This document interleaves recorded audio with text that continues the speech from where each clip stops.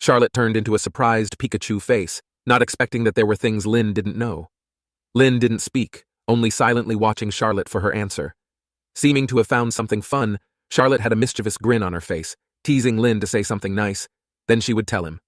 Lynn turned his head away, closing his eyes. Seeing this, she pouted, showing him her cool-down amulet. Lynn quickly recalled that this item was not something taught in school.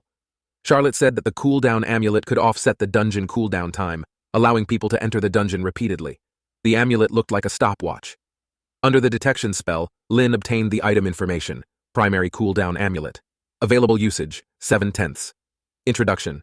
This item can offset the dungeon's cooldown time, only effective for dungeons below level 20. This was the first time Lynn had heard of this item. Lynn asked if this item was expensive. Charlotte didn't know, because it was given to her by her father. But she remembered her dad's expression. He seemed a bit distressed when handing it over to her.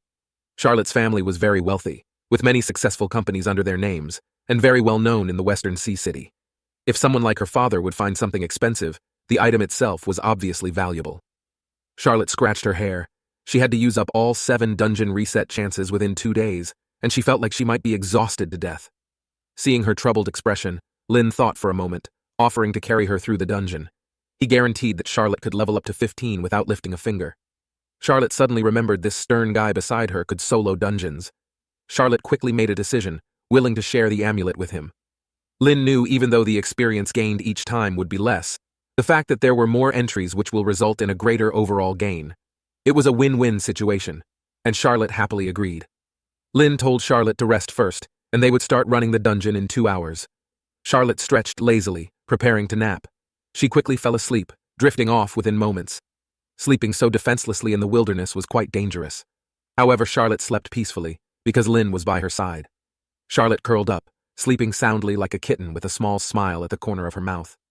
2 hours later, Lynn's dungeon cooldown ended. Charlotte got up, stretching languidly, accompanying Lynn into the dungeon with a skeletal warrior on their side.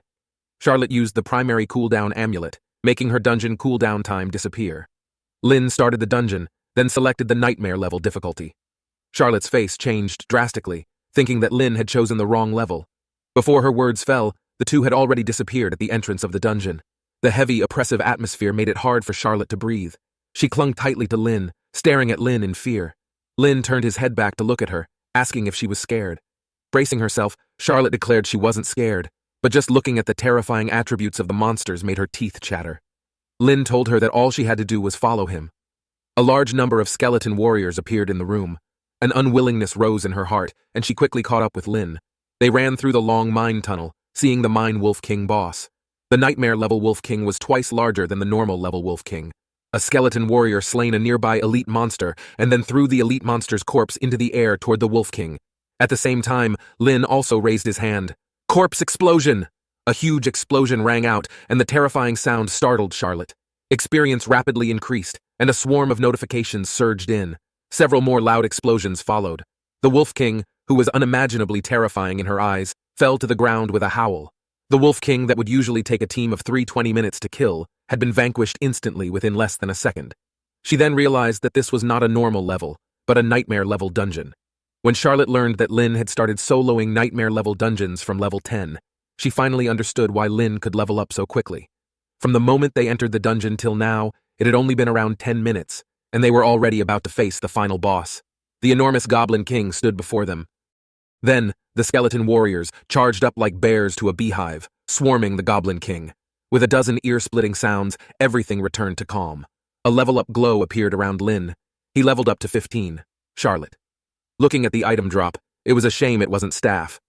Hearing this, suddenly a black shadow flew towards her. Charlotte instinctively reached out and caught it. Lynn handed the Goblin King's staff to Charlotte.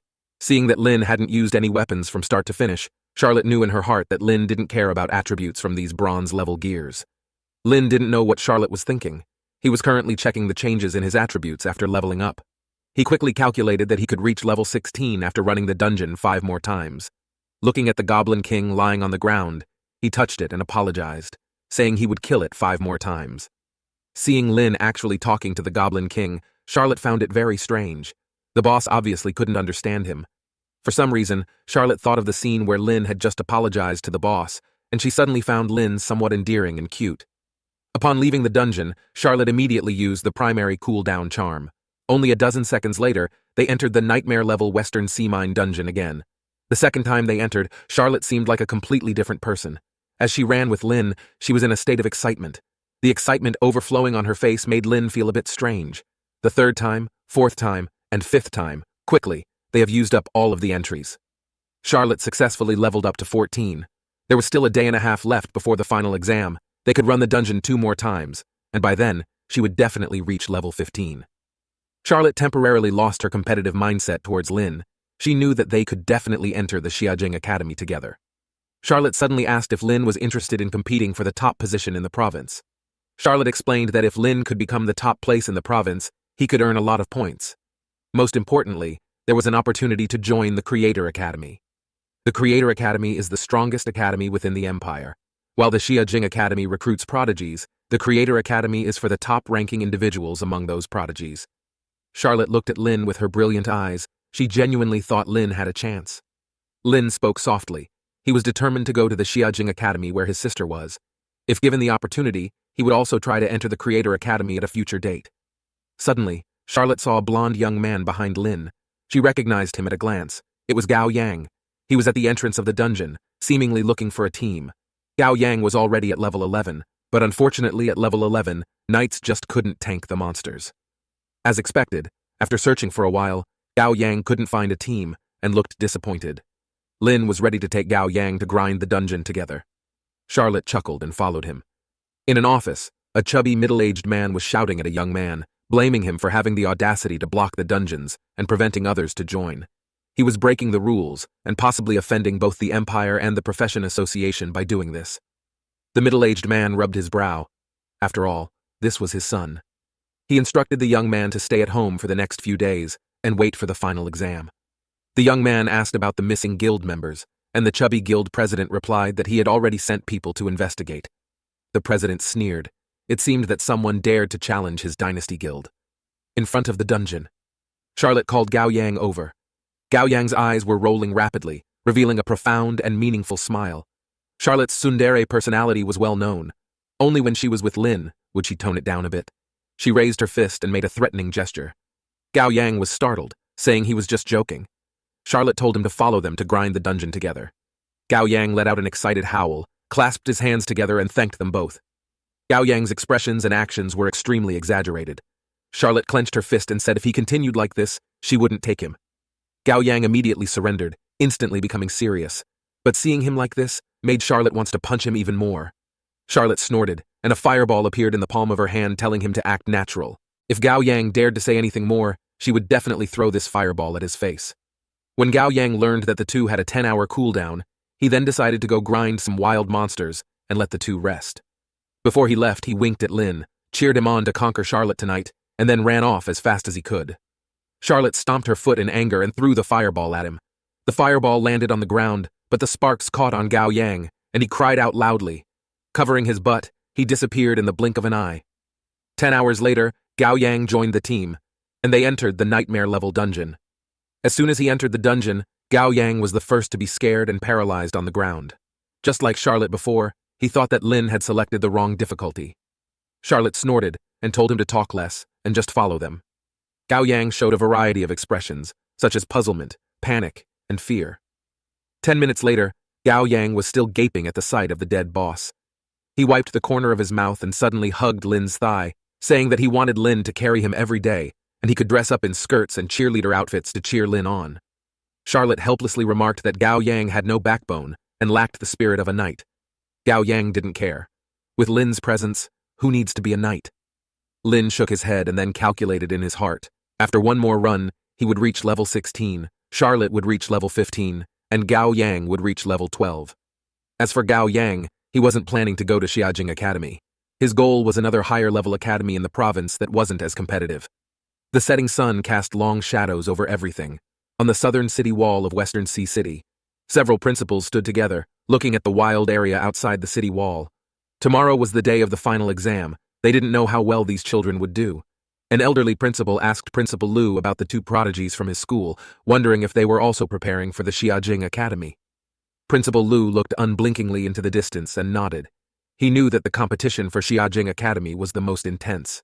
According to previous year's standards, only those at level 15 had a decent chance, while those at level 16 could guarantee their admission. He sighed, recalling over the years, only Su Qianxing and Lin's sister from their city had ever reached level 16 before the final exam. He wondered if these two youngsters this year had a chance. Finally, a few students appeared in their line of sight. Under the detection spell, a level 12 gladiator named John came into view, followed by a level 13 female archer named Bright. One by one, the students returned, while the principals continued to use detection spells on the city wall. This time, every year was actually a pre-exam competition among the principals to see whose students were the most outstanding. As the sky darkened, Principal Lu began to feel anxious. Charlotte, Lin, and Gao Yang hadn't returned yet.